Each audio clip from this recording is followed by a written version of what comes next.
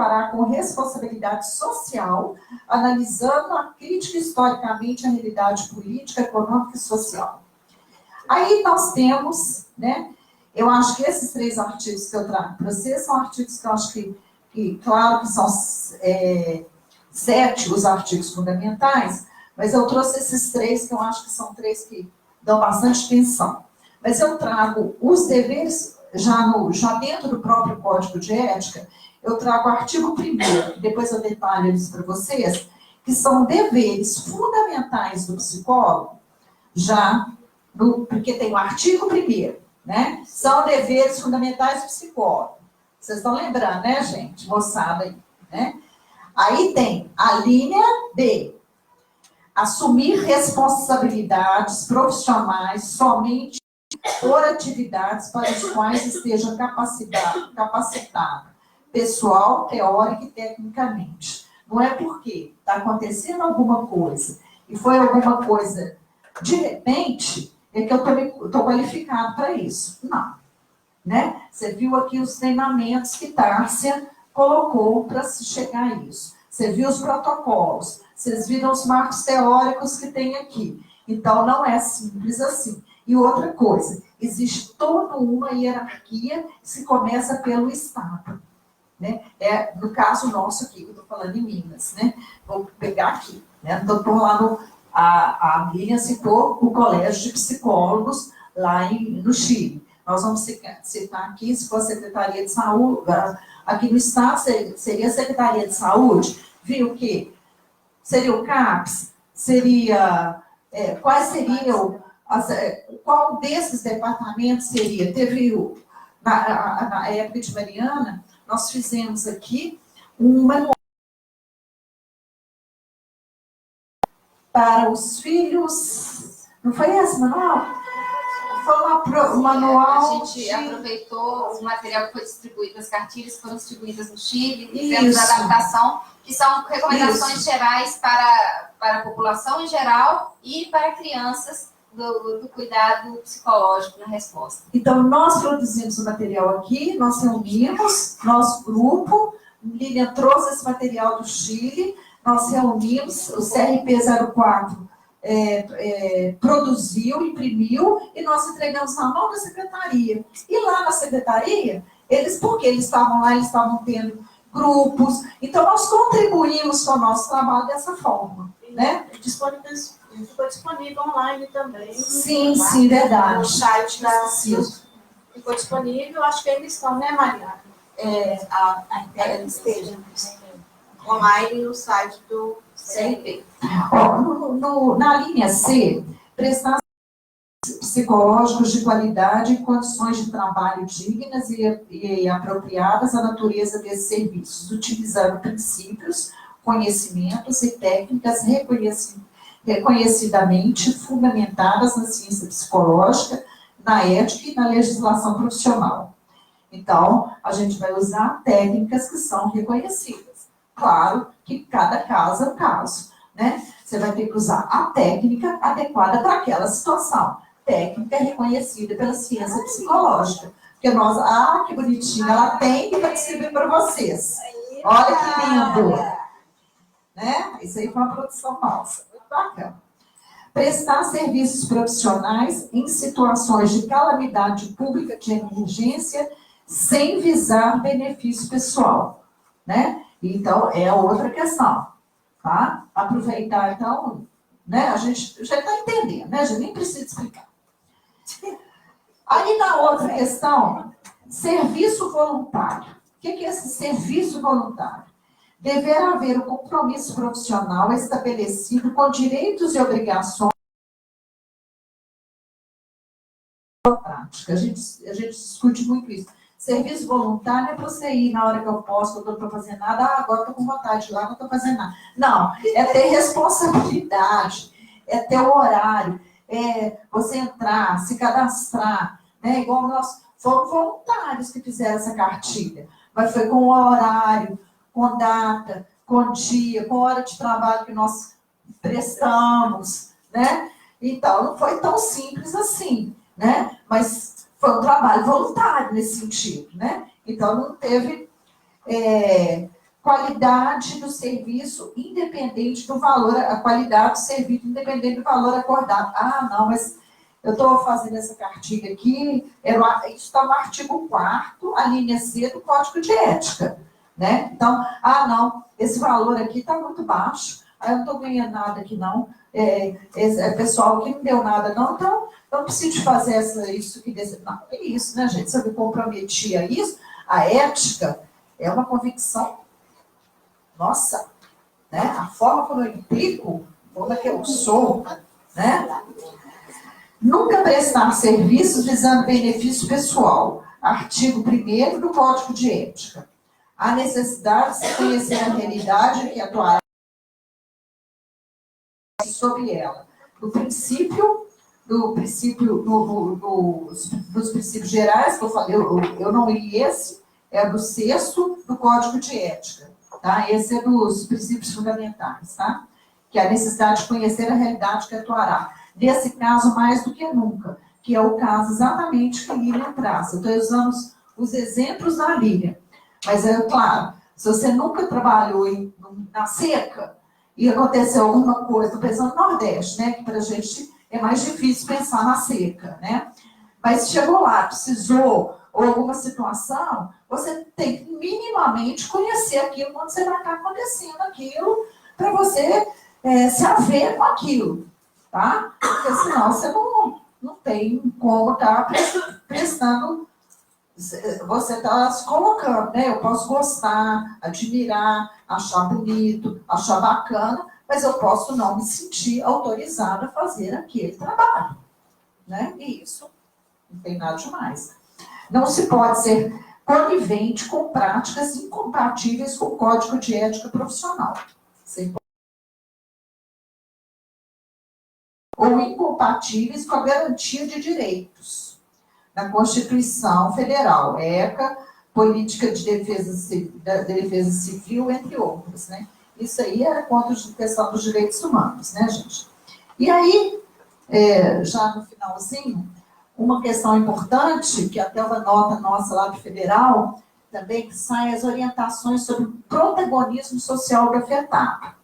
A Lilian também traz sobre isso, Tárcia também fala sobre isso, a gente fez uma cadeia aqui assim, em relação ao exercício profissional do psicólogo, no que diz respeito ao protagonismo social das pessoas afetadas.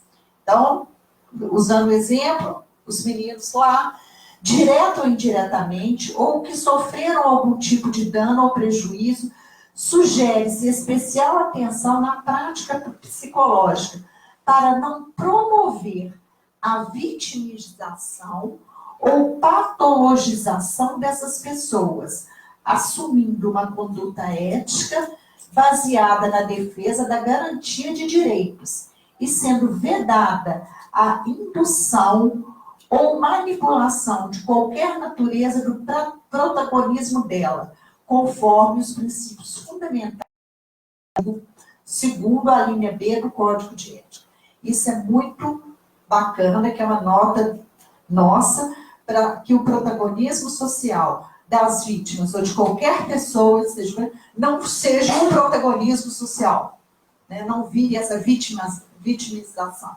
Né? Um pouco do que Lilian também traz do Chile, que acabou sendo conhecido como essa ponta, né? E aí eu queria terminar agora trazendo para vocês proposições. Aproveitando o eixo que Mariana fez e aproveitando as nossas discussões com meus colegas do GT durante todo esse tempo, e como vocês vão ter, nós vamos ter, porque eu pensei que nós vamos encontrar, porque eu vou estar aqui também com Mariana e com as meninas para a gente estar fazendo nossas propostas, eu acho que tem temas que nós sempre pensamos nela durante todo o nosso trabalho, que podem ser temas que, assim, que a gente podia engrossar aí esse coro, né? Um é pensar estratégias de aprimoramento das emergências e nos desastres. E o outro é articular, junto às IES, ações de inserção da temática nos cursos de graduação da psicologia. Né? Eu acho que são... Eu acho que são temas que a gente podia levar para o Congresso Nacional como teses e proposições nossas, mas que a gente só pode fazer, por isso que eu trouxe no final como proposições, para provocar um pouco do grupo, para que a gente possa estar fazendo propostas.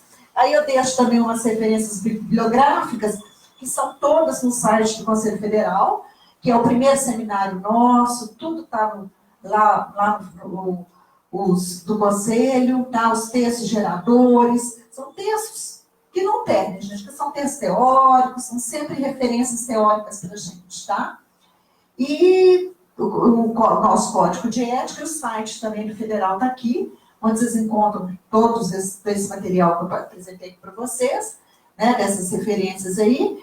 E aqui é a equipe de Secretaria de Orientação e Ética, né, onde eu estou hoje trabalhando, né? Fala um pouquinho, o que é isso? Secretaria de Orientação e Ética, ela tem ela em Brasília, no Conselho Federal de Psicologia, e ela representa o lugar da orientação e ética. É onde acontece, vamos supor, qual que é o papel principal dessa secretaria? No ordenamento dos processos disciplinares, tá? Então, aqui no Conselho Regional, nós trabalhamos aqui infelizmente, né, gente, tem às vezes muitos psicólogos que não cumprem o código de ética, né? Por isso que eu trouxe para vocês aqui o código de ética, porque como eu estou lá na Secretaria de Orientação e Ética, eu falo desse lugar, e a gente sempre tem esse lugar assim, né? Eu dou aula sobre isso, né? É um tema que me é muito caro, né? Então, lá é o lugar da instância recursal. Ele é julgado aqui, um processo ético, caso alguma das partes sintam que ainda não esgotou, ele pode fazer o recurso e aí vai para o federal. Tá? Isso, no caso, nós temos 23 regionais. Nós, o sistema, estou falando nós todos aqui, tá? Nós todos aqui, o sistema conselhos, tem 23 regionais, né? Igual temos aqui, Minas Gerais, nós temos em outros estados, né? Tem alguns estados que juntam em dois estados. Então, por isso são 23, no final do ano nós vamos ser 24, aí já vai ter mais um desdobramento. E todos esses, nós temos uma comissão. Então, sobem os processos para lá. Além de ser uma referência, porque é lá que, quando acontecem esses congressos assim, que nós estamos participando agora, tudo que é de orientação e ética vai para lá. E lá a gente sistematiza tudo e aí a gente põe em ação, porque ninguém faz nada na cabeça da gente. Aí a gente põe em ação, trabalhando, né? Aí a gente vai colocando, temos que fazer tal ação, temos que fazer isso, temos que fazer aquilo. E assim a gente trabalha com a categoria, porque a gente trabalhou exatamente com aquilo que a categoria determinou. Né? Então, as ações que são de fiscalização, orientação, resoluções que dizem ao exercício profissional, normalmente estão aqui na Secretaria de Orientação e Ética. Entendeu? Então tá. Gente, no mais, muito obrigada por as ordens.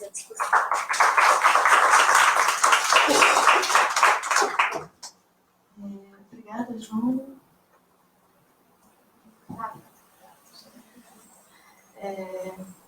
Acho que você trouxe uma coisa importante, que é a nossa questão de lidar com o código de ética, né? E eu acho que, e dentro dessa questão do código de ética, eu quero pontuar a questão do voluntariado. Quando houve a situação de Mariana, Secretaria de Estado da Saúde para ir até o município. E a primeira pergunta que eu fiz no comando como que a rede, como que essa rede funciona, né, lá na região, antes de me deslocar para um lugar desse, eu preciso conhecer quem é a rede, quem faz parte do trabalho de lá. Em Janaúba, também, como eu tenho um grupo de psicólogos do WhatsApp que movimenta muita gente, tem estudantes, tem profissionais, eu comecei a receber muita demanda de voluntários. Eu posso ir para aí, eu posso estar precisando de gente, e eu tentando explicar, porque quando a gente está num local que a gente trabalha e recebe esse perfil de pessoas, a gente tem uma realidade. Então, eu tenho conhecimento, eu sabia que aquelas pessoas iam chegar só a um determinado horário, que elas teriam que ser atendidas lá, estabilizadas, até serem transportadas. Então, existe um protocolo a ser seguido. Você falou muito bem, existem protocolos que a gente tem que aprender, estudar e ler para chegar a entender o ritmo de determinados ou acidentes ou incidentes, né? E depois eu acabei tendo contato com pessoas que, vou dar como exemplo de uma situação de acidente que poderia causar um outro incidente aqui.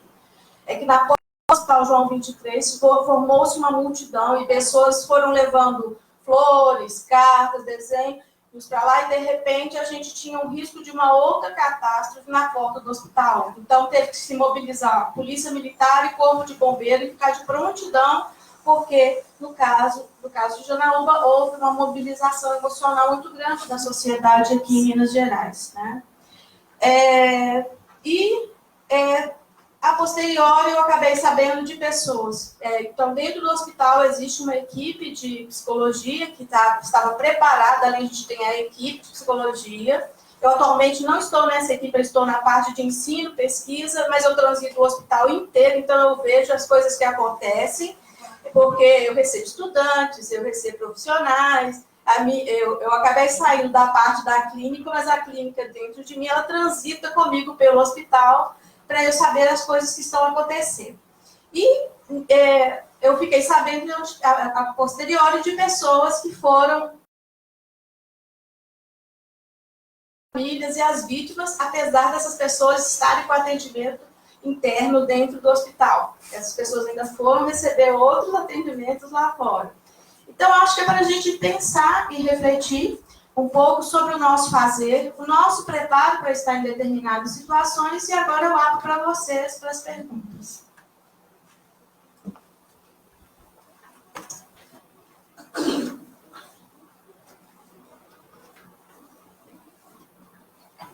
Boa noite, meu nome é Carla Mara, eu sou estudante de Psicologia da Faculdade de Tauros Betim Cinto. Boa noite, Lívia, Tárcia, Júnior. Tárcia, eu queria te fazer uma pergunta. Esses trabalhos aí, que você falou que esses movimentos de simulações, é só destinado aos profissionais ou estudantes de psicologia, outras pessoas elas podem participar? Qual é o seu nome mesmo? Carla Mara. Carla, as faculdades, eu já participei de alguns realizados por faculdades. Eu já participei de um municipal pela Faculdade de Ciências Médicas de Minas Gerais. Eu cheguei a ir lá dar uma aula de treinamento numa turma de psicologia para que fizessem parte dessa simulação e agissem como parentes, como se fossem familiares, e eu fiquei de observação da atuação dos psicólogos ou dos estudantes de psicologia. Eu achei que a gente ainda não tem preparo, apesar de a gente estar estudando, às vezes, em determinadas situações, nós não sabemos muito bem o que fazer diante de certas situações catastróficas. Então, a Faminas, ela tem realizado os delas, ela tem, e às vezes há uma demanda para a psicologia. A Abramed, a Associação Brasileira de Medicina de Emergência Regional Minas Gerais, ela tem reunido com o Corpo de Bombeiros e com o SAMU para treinamentos desse tipo ao longo do ano. Então, são previstos simulados em diversos locais de Belo Horizonte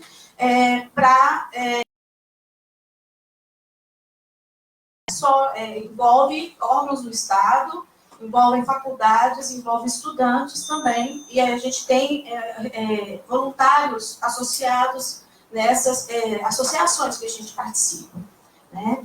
E, então, sua faculdade também ela pode montar um simulado, ela pode combinar com a Abramet, Corpo de Bombeiros, SAMU, como fazer isso, aí existe essa possibilidade, tá? Ah, tá. Obrigada. Porque eu achei super interessante, eu acredito que nós nos desenvolvemos não só através do conteúdo teórico que a gente tem na faculdade, mas eu acho que a prática ensina muito mais. A prática é a vivência do que você vai lidar todo o tempo. Carla, as simulações realísticas, existe um psicólogo na Europa, que eu sou doida para trazê-lo aqui. Se eu tivesse todo o dinheiro do mundo que eu pudesse pagar, eu pagaria. Estou tentando ver se eu consigo. Eu sugeri o ano passado num congresso brasileiro de medicina intensiva que eu fui. Claro que quem tem dinheiro no Brasil vai conseguir trazer. Eu sugeri que eles trouxessem ele no congresso que ia ter esse ano. E aí, para onde que ele foi? Ele foi lá para o Sírio-Libanês, dar uma palestra em maio, 3 dias no Sírio-Libanês, um curso. Eu fiquei assim, quando eu li isso, eu fiquei com acesso, porque quem sugeriu? Ele trabalha com anestesistas e ele treina as equipes, então você pode treinar dentro da simulação, você pode ficar de observador, você pode fazer vários estudos. E é importante que o psicólogo esteja lá também, porque quando a gente está na equipe, a gente não enxerga determinadas coisas, tem que vir alguém de fora para poder fazer esse trabalho. Às vezes, eu fico pensando no Rio Grande do Sul, que quem perdeu o familiar estava desolado também, né? Quem perdeu o filho lá, né? E eu fico pensando isso aqui para nós, quando algo que se aproxima de nós. Então, as simulações realísticas, elas promovem maior conhecimento e aproximam a gente de algum dado da realidade, principalmente quem é ator e faz papel de vítima, que vivencia isso muito bem na pele. Agora, eu queria que vocês dirigissem as perguntas às palestrantes aqui também. Eu acho que é importante a questão do nosso código de ética, que esse eu estou sempre batendo, eu dei uma aula recentemente falando da importância da gente seguir, e a importância social da nossa profissão, e com exemplos que a Lilian trouxe, que foram 2 exemplos externos, mas que nos mostraram as mobilizações de equipes e a condução final, principalmente para cada situação, de acordo com a realidade do país. Nós temos que olhar os nossos desfechos aqui de acordo com a nossa realidade também. Obrigada. Até a minha outra pergunta era para a Lília. Lília, boa noite. Boa noite. Lília, quando houve todo esse trabalho, lá juntando os 2 exemplos que você deu na sua fala, você achou que a psicologia ela foi extremamente necessária, intrínseca nesse todo o processo? Bom, sou suspeita para falar, porque como psicóloga eu sempre vou achar a psicologia extremamente necessária. Isso realmente não vai mudar. Mas é interessante a gente pensar dentro de cada contexto, porque a gente pode dizer, em termos mundiais, que o cuidado com a saúde mental é essencial na situação de emergência e desastre. Agora, cada país tem a sua regulação profissional. Então, eu realmente já tentei conseguir um pouco de dados a respeito de como é que é a articulação em outros países, mas muitos países diretamente. Né? Mas, por exemplo, no caso da Tailândia, isso não impediu que houvesse um cuidado, um olhar para a saúde mental até melhor do que em outros lugares onde o psicólogo existe como profissional.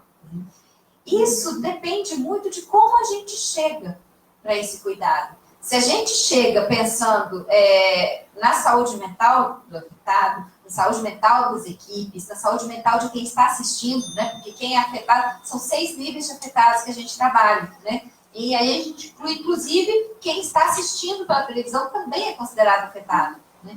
Então, se a gente tem esse olhar, esse cuidado, sim, somos essenciais. Agora, se a gente chega porque somos psicólogos e somos importantes, dificilmente a gente vai conseguir um lugar nessa articulação de rede, porque, especialmente na resposta imediata, existem equipes de primeira resposta. A gente não fica na zona quente, né, como eles chamam. A gente tem que estar na zona morna, na zona fria, porque existe um primeiro cuidado que outras equipes têm que dar. Mas a nossa participação pode eficaz na sua resposta, para que ela seja mais preservada enquanto recurso humano, né? Porque se eles sabem o que fazer e o que não fazer, se eles também estão sendo protegidos, eles vão estar disponíveis para maior tempo de cuidado, né? Não vão colapsar, não vão sofrer. E se há um cuidado nessa articulação com os outros agentes, as famílias, a comunidade, a mídia, isso vai realmente fazer com que a gente assuma um lugar essencial, né? Ainda que não seja protagônico.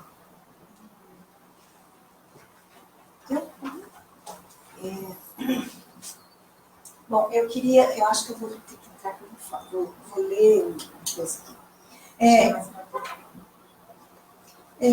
Eu quero, assim, não é uma pergunta dirigida a alguém especificamente na mesa, mas é uma consideração, assim, levando o que... O que, gente? Ai, meu Deus do céu. Pra frente, aí. Não, pra frente mesmo. Pra Gente, perto da mesa. Aí. Vira pra lá. Esqueci, eu acho. O negócio é o seguinte, a Lilian fez referência a que horas que acaba um resgate. Tem um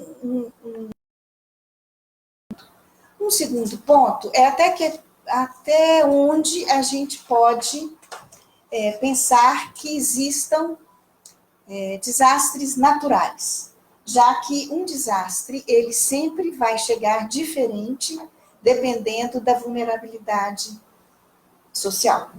Então, em certa medida, os desastres são sociais, quer dizer, uma enchente, uma chuva, uma seca, afeta completamente diferente os grupos e as populações, e etc.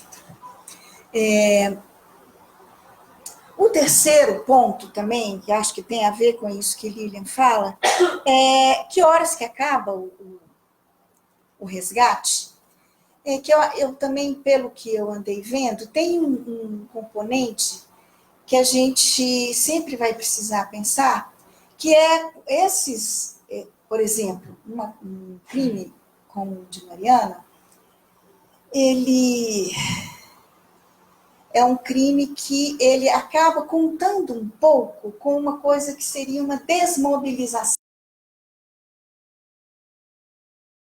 E isso também faz parte dessa pergunta de Lilian, quando é que acaba um resgate?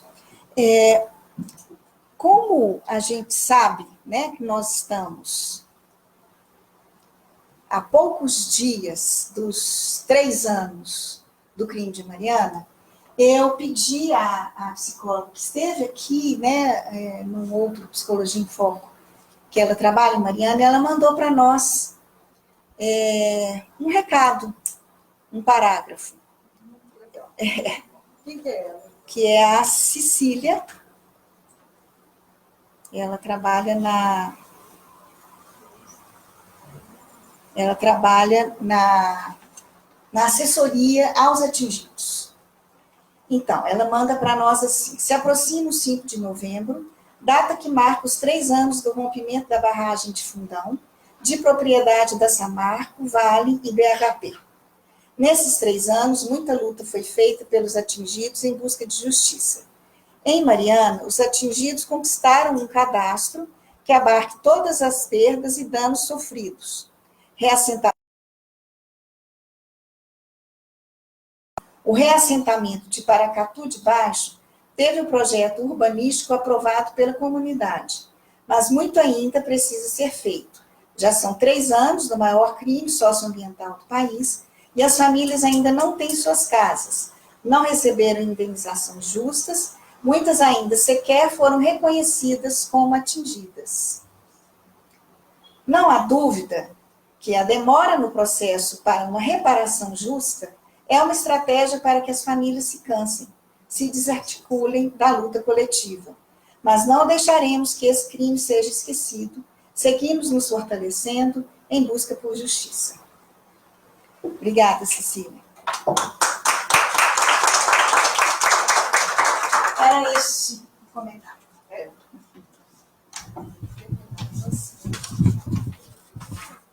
Ok, tem mais alguma pergunta? Gostaria de participar conosco?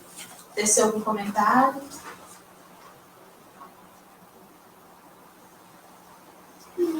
Eu acho que Mariana foi um bom aprendizado. Eu acho que os outros eventos que nós tivemos aqui em Belo Horizonte, e hoje, que nós teríamos chuvas fortes e eu não sei como é que nós vamos encontrar lá fora. Belo Horizonte alaga em vários pontos, né? A gente não tem uma forma de coleta legal de água, né? E aí a gente às vezes vai atravessar uma rua e pode ser levado. Isso já pode acontecer comigo algumas vezes, essas chuvas grandes. Então, eu acho que a gente pode falar do desastre longe, né, no Chile, na Tailândia, né, Mariana, e às vezes a gente, e eu vou lembrar do Coronel Lucas, quando ele veio aqui fazer uma demanda para nós, né, tendo voltado lá do sul do Brasil, e também na queda do viaduto, lá na Avenida Antônio Carlos, que nós, psicólogos, conseguíssemos nos organizar para apoiar né, a defesa civil nesse sentido. E eu acho que, vou usar uma frase que eu fiz uma palestra no Congresso, que a defesa civil ela começa lá, tem o alto escalão do governo, tem as entidades, tem o Corpo de Bombeiros, tem o SAMU, tem a Polícia Militar, todo mundo interligado, mas, na verdade, a defesa civil todos nós fazemos parte dela. Então, acho que, enquanto cidadão, se a gente tiver noção e consciência disso, né, que a gente faz parte desse processo, a gente começa cuidando do nosso pequeno espaço. Sim, diga. Eu também queria saber, tanto uma questão que até aconteceu aqui na igreja, que caiu uma árvore, caiu isso no carro. Esses fatos isolados, eu acho que todo mundo foi ouvido, esses fatos isolados, como se pode ter a atuação da psicologia? Então, esses fatos isolados, como que podem ser colocados no papel da psicologia nesse contexto mais individualizado? Isso me remeteu agora, depois da sua fala, tá?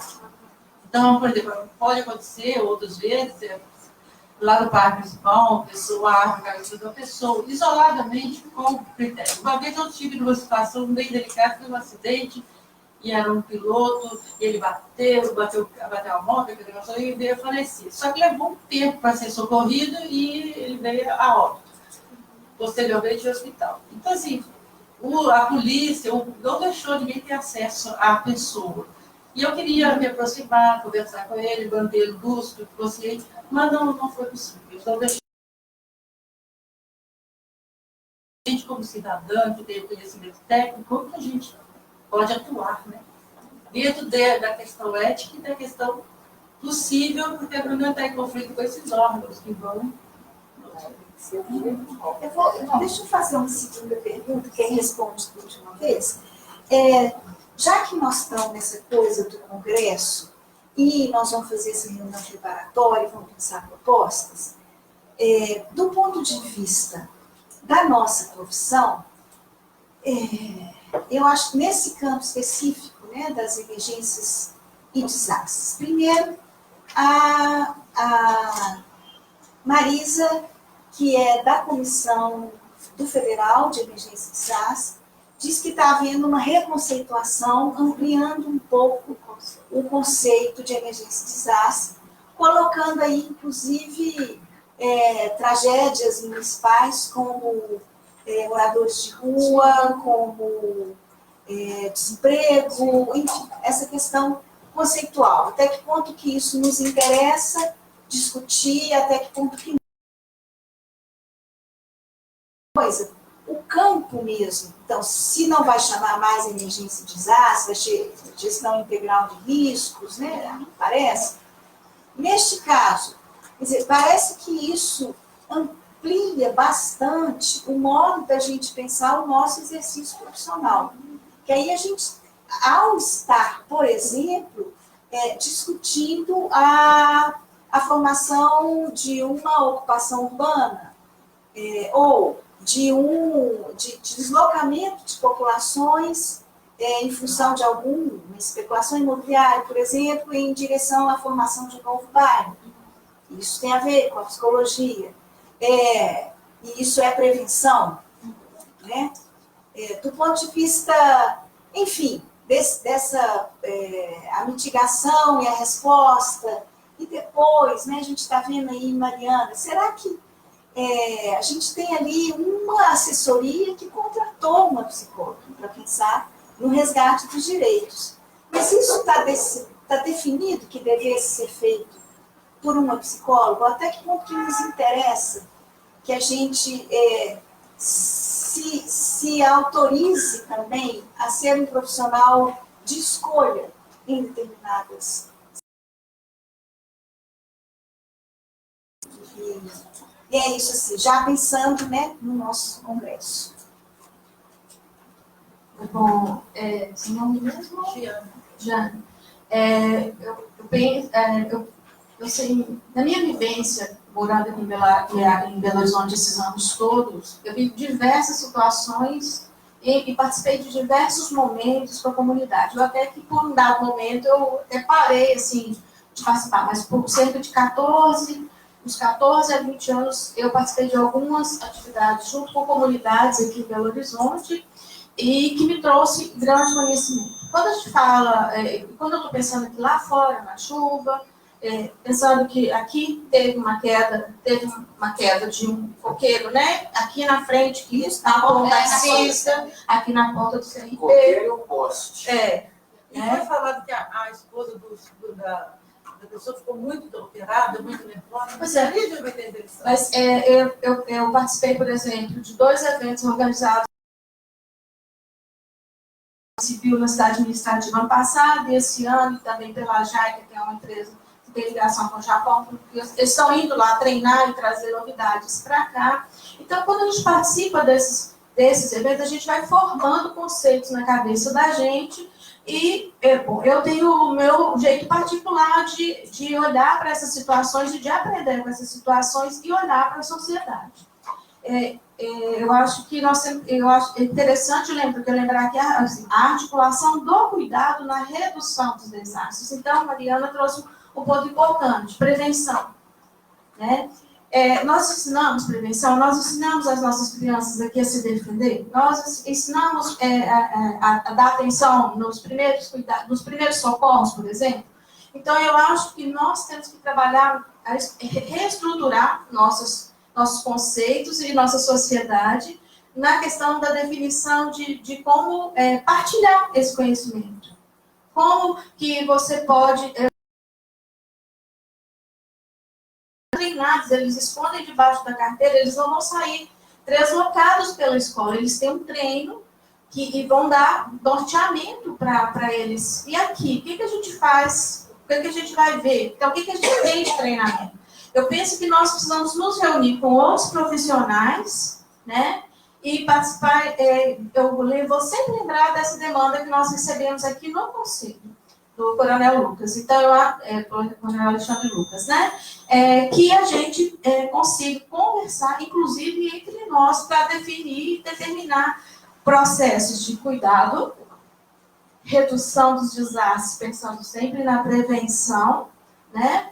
E articulando sempre com outros profissionais que fazem parte da sociedade brasileira, ou da sociedade belo-horizontina, mineira, né? Onde a gente estiver. Trabalho em rede. Trabalhar em rede. Não tem outra forma da gente trabalhar hoje. Porque assim, eu estou no hospital, mas eu fiz contato com uma psicóloga lá de Janaúba, e falei, olha, nós estamos tentando não impedir que vá pessoas, mas vocês estão recebendo assim, assado. Mas eu sei que o médico lá do Rio Grande do Sul ligou lá para Janaúba, vocês mandaram as crianças para casa, manda fazer busca ativa dessas crianças, porque elas vão começar a apresentar sintomas 4 ou 5 horas depois de problemas respiratórios, porque aspiraram fumaça. Então, a gente tem que fazer o quê? Trabalhar em rede, conhecer essas articulações com outras profissões, outros profissionais e entender esses esquemas de ação e de atuação. E não sair achando que eu posso sair daqui porque eu sou psicóloga, eu posso ir lá atender uma mãe na frente do Hospital João 23 ou da Santa Casa, entendeu?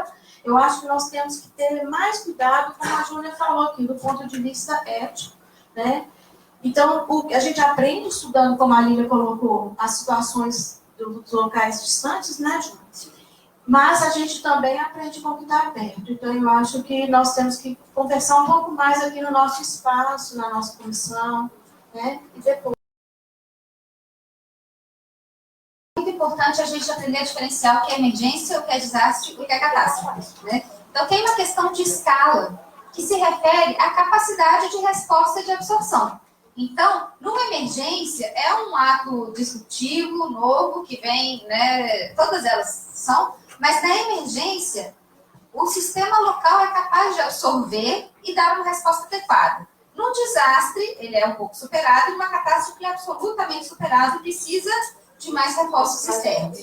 Então, o que a gente mais vê no dia a dia, graças a Deus, são emergências. Não são desastres e catástrofes o tempo todo. E na emergência, a gente tem um protocolo, tem uma equipe de resposta que está ali treinada e capacitada para responder. Ela inclui psicólogos 100% das vezes? Não. Nem em todos os lugares do mundo. Uma única experiência que a gente tem, que é mais clara, Madrid tinha um SAMU psicológico, né? Que tinha uma equipe médica e uma equipe de ambulância psicológica que ia para determinadas situações e era acionada nesse sentido. Mas fora isso, não. Por quê? Porque a prioridade na resposta da emergência é a resposta da emergência física, né? Então, a propósito da pergunta, né, que tinha feito se a gente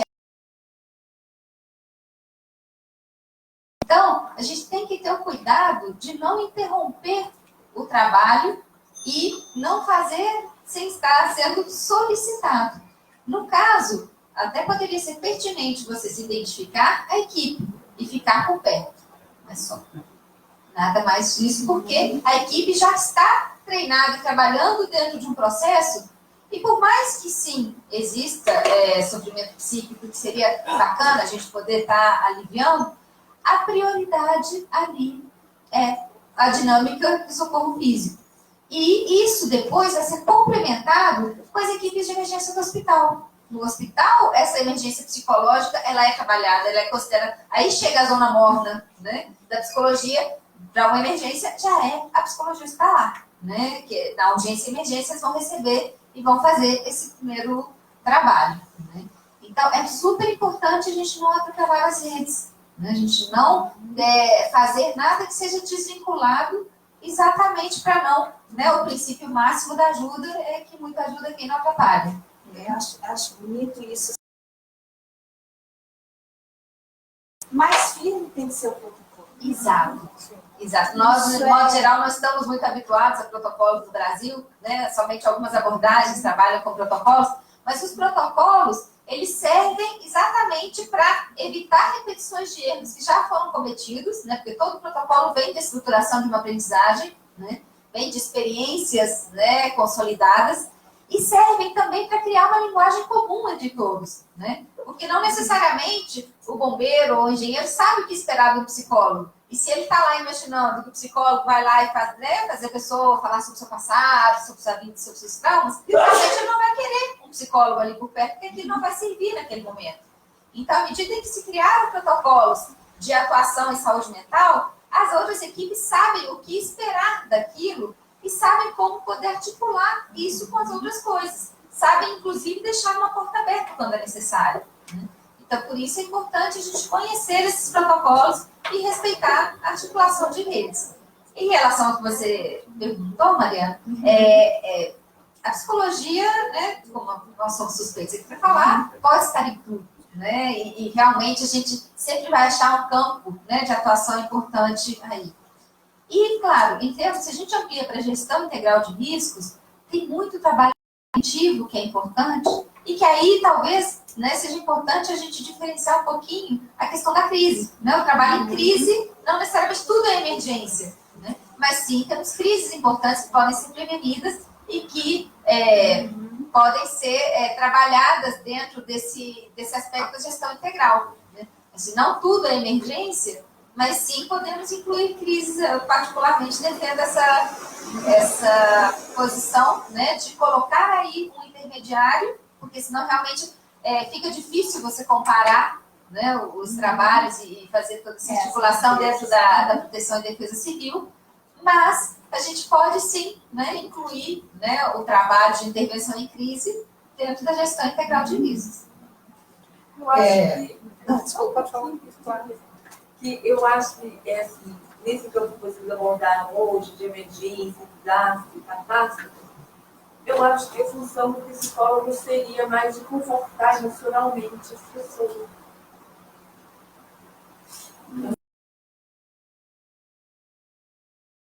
Mas eu vejo dessa forma, a ajuda do psicólogo, igual quem esperar do psicólogo, as pessoas não sabem. Eu acho que normalmente o que as pessoas esperam de um psicólogo é uma ajuda emocional, um conforto emocional.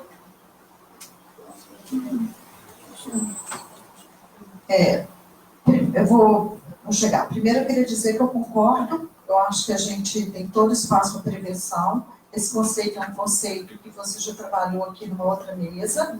Temos que trabalhar mesmo com essa questão dessa ocupação urbana que atravessa, né, que estamos sendo atravessados. E acho que é isso mesmo. Temos que continuar e é a hora das propostas agora, né? Eu acho que vou passar e passo para vocês aí. Como é que você chama? Fátima, eu sou estudante do Pitágoras, de Minerópolis, Ô, Fátima, a sua pergunta é muito boa, né? Porque eu acho que ela é muito pertinente.